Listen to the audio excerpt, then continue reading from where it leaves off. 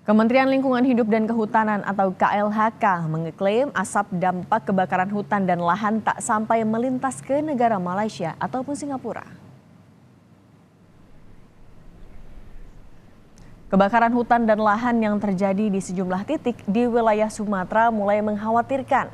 Tak hanya mengganggu aktivitas masyarakat dalam negeri, pemerintah Malaysia juga telah mengirim surat ke pemerintah Indonesia dalam upaya menyelesaikan masalah kabut asap lintas batas yang berdampak pada negara mereka.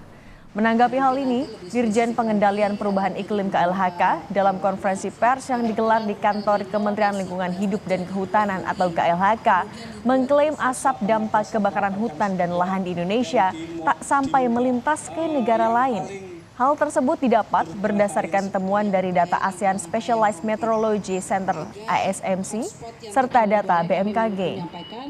Di hari ini 7 Oktober, kalau Oktober tahun ini 2020 itu tidak terdeteksi adanya asap lintas batas.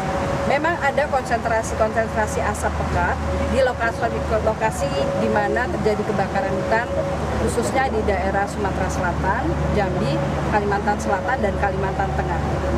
Ada potensi, tapi memang berdasarkan data itu belum ada, karena itu pasti akan ada alert atau akan ada indikasi. Kita akan diinformasikan baik oleh Himawari maupun oleh ASMC kapan lintas batas asap lintas batas.